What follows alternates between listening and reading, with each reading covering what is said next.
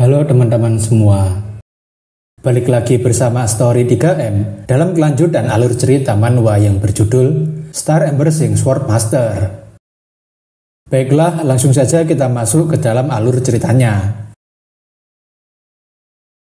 Pada chapter sebelumnya, Mariani tiba-tiba mengalami kejang-kejang dan membuat ayahnya beserta dengan Vlad sangat terkejut dengan apa yang sedang terjadi. Namun setelah melihat melalui dunia milik pria misterius, Vlad merasa sangat marah dengan tindakan penyihir kegelapan yang menggunakan Mariani sebagai tumbalnya. Mendengar adanya keributan di lantai bawah, Gregory beserta dengan Justia langsung turun dan menanyakan apa yang sedang terjadi. Tanpa menjawab apa yang sedang terjadi, ayah Mariani hanya bisa menangis sambil berteriak agar Mariani segera bangun dan tidak meninggalkan ayahnya sendirian. Gregory tentunya bertanya apakah ini adalah gejalanya, dan Justia tampaknya hanya bisa terdiam ketika mengetahui bahwa kutukannya telah diaktifkan. Pria misterius memberitahu Vlad jika napas anak itu direnggut darinya, jadi sudah jelas bahwa kutukan ini adalah kutukan yang akan menghisap habis daya hidupnya.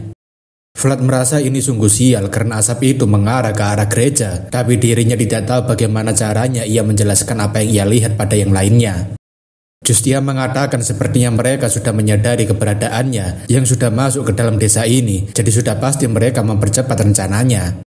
Justia rasa ia terlalu ceroboh, sebab ia mengira jika dirinya sudah menahan dirinya, tapi ia tak menyangka jika mereka bisa merasakan kekuatan suci meskipun itu hanya sangat kecil.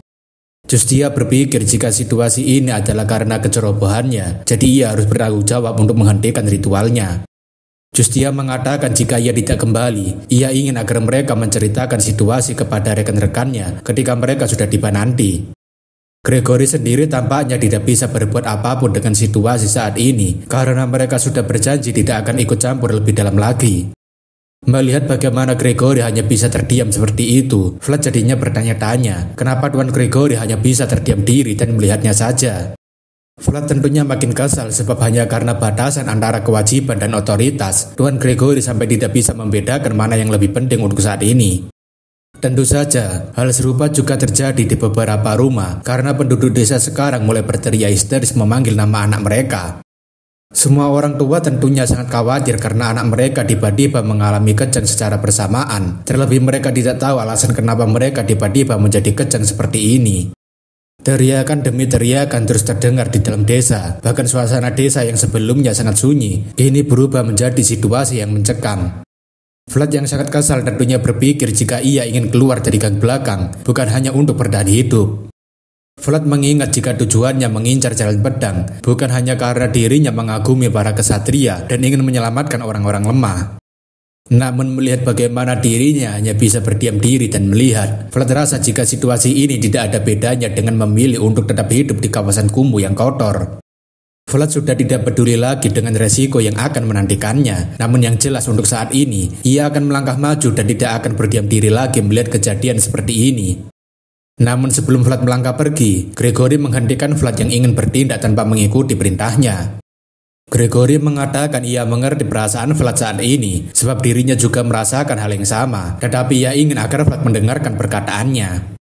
Gregory memberitahu jika pedang milik seorang kesatria harus sama beratnya dengan ketajamannya, dan jika Vlad ingin menjadi seorang kesatria, maka dia harus memahami hal itu.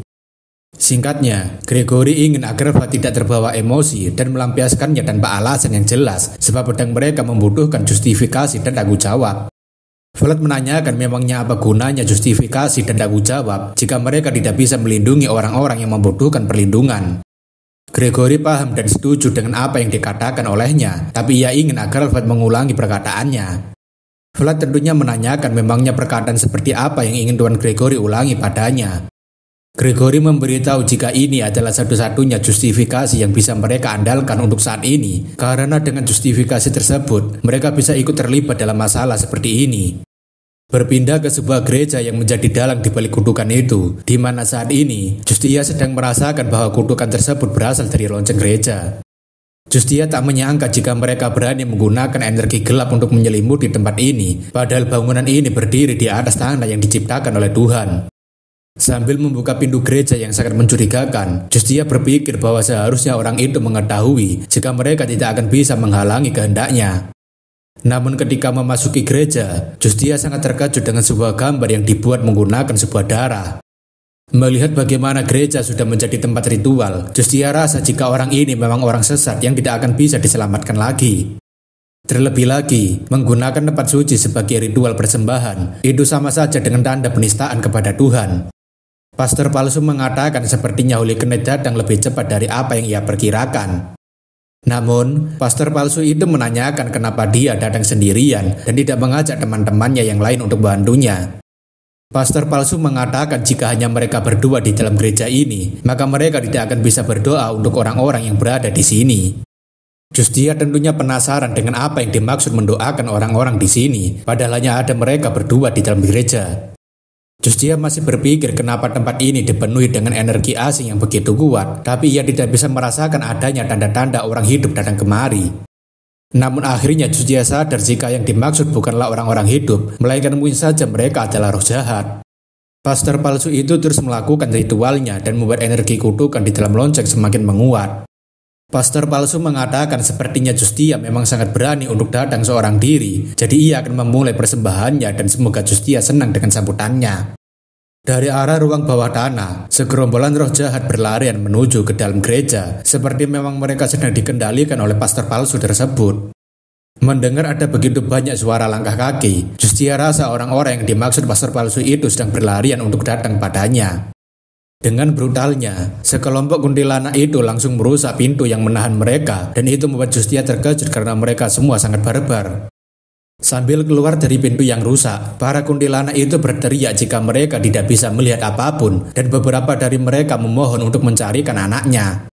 Justia yang sangat marah tentunya mengatakan berani sekali dia menggunakan manusia seperti ini dan apakah dia tidak takut pada hukuman dari Tuhan. Pastor palsu mengatakan meskipun Tuhan adalah sesuatu yang harus ditakuti, namun Tuhan tidak ada lagi hubungannya dengan dirinya. Sambil mengendalikan para kuntilanak dan membuat ekspresi tertawa jahat, pastor palsu memberitahu bahwa dirinya sudah tidak perlu lagi kembali ke pelukannya. Melihat bagaimana kuntilanak yang begitu banyak, Justia rasa jika dirinya tidak punya pilihan lain selain menggunakan teknik pembersihan massal. Sembari memegang posisi berlutut seperti yang dilakukan oleh Vlad, Justia mengatakan kepada komandan mulia yang memimpin Heavenly Army, dirinya sebagai Sendrosino ingin meminta bantuan. Sebagai imbalan setelah mengorbankan sesuatu yang berharga di bawah tekanan kejahatan, Justia ingin agar komandan Heavenly Army datang dan menyelamatkan jiwa-jiwa yang malang ini. Justia melanjutkan jika dirinya akan membayar berapapun harganya agar dia bisa menyucikan jiwa-jiwa tersesat ini, dan seketika sebuah sayap berwarna emas langsung terbentuk di punggung Justia. Di langit malam yang gelap, sebuah sinar cahaya seperti matahari tiba-tiba menyinari langit malam. Cahaya itu sendiri langsung menyinari gereja yang diselimuti oleh kegelapan, bahkan saking terangnya, cahaya itu sendiri membuat malam hari terlihat seperti sedang siang hari. Saking kuatnya cahaya yang memancar, beberapa bagian gereja harus ikutan hancur dan tentu saja hal itu membuat para kuntilanak langsung terbakar seperti di neraka. Para kuntilanak tentunya hanya bisa berteriak kesakitan karena cahaya itu benar-benar sangat kuat dan bahkan mampu menyucikan kegelapan. Pastor palsu itu tentunya cukup terkejut karena ia tak menduga bahwa Holy Knight ini memiliki kekuatan suci sebanyak ini. Terlebih lagi, apa yang dilakukan Holy Knight ini bukanlah sekedar penyucian biasa, melainkan itu adalah pengusiran iblis yang dapat memusnahkan ratusan roh jahat yang kuat. Pastor palsu itu tahu bahwa cahaya ini bisa dilihat tanpa perlu mata dan bisa ditemukan bahkan di dalam kegelapan malam. Karena Holy Knight itu bisa memanggil cahaya seterang ini tanpa ritual persiapan apapun, pastor palsu itu rasa jika dia lebih hebat dari apa yang dibayangkannya. Namun tentu saja, hal itu tidak akan berdampak besar padanya karena dirinya tidak sama seperti makhluk tersesat itu. Sembari memanggil pedang kegelapan miliknya, pastor palsu itu mengatakan meskipun cahaya itu sangat luar biasa terangnya, tetapi pasti ada batasannya jika bersinar seorang diri. Pastor palsu memberitahu bahwa ia tahu jika cahaya seterang ini pasti adalah spil yang memiliki efek samping yang kuat. Pastor palsu yakin jika keajaiban seperti ini diberikan setelah dia mengorbankan beberapa tahun hidupnya, terlebih dia tidak melakukan persiapan ritual apapun dan hanya melakukannya seorang diri. Pastor palsu mengatakan jika dia pasti menyadarinya, jika di akhir sebuah cahaya yang sangat mulia itu, hanya tersisa kegelapan yang lebih kelam dan pekat. Sinar cahaya yang dipanggil Justia sampai saat ini masih terus menyinari kegelapan dan menyucikan para roh gentayangan yang sedang mengamuk di dalam gereja. Namun setelah beberapa saat cahaya itu menyinari gelapnya malam dan menghanguskan para kuntilanak, cahaya itu sepertinya perlahan mulai menghilang. Pastor itu mengatakan sepertinya itu adalah batasan yang bisa Holy Knight lakukan setelah mengorbankan beberapa tahun hidupnya untuk membereskan para bodekannya. Justia sendiri tampaknya sangat kelelahan setelah melakukan ritual pemanggilan cahaya itu, namun ia tidak boleh sampai terjatuh sebelum dirinya mengalahkan orang itu. Tanpa diduga, rupanya pastor palsu itu masih memiliki banyak sekali kuntilanak yang bersembunyi di dalam gereja itu. Justia rasa ini sungguh sial karena masih ada banyak sekali kuntilanak yang datang dan ia berpikir sebenarnya berapa banyak korban yang ada. Pastor palsu mengatakan sepertinya tidak ada lagi yang bisa dia lakukan dengan kondisinya saat ini dan sepertinya sekarang adalah gilirannya. Pastor palsu itu mengatakan jika sudah waktunya bagi kegelapan untuk datang dan menyelimuti dunia ini, sebab Holy Knight sepertinya tidak akan bisa menghentikannya. Sambil mengeluarkan suara yang begitu kelelahan, Justia masih mencoba untuk memanggil komandan mulia yang memimpin Heavenly Army agar segera membantunya lagi. Pastor palsu itu mengatakan jika usahanya sangat sia-sia, sebab melihat dari kondisinya sekarang, Holy Knight akan segera mati kehabisan tenaganya.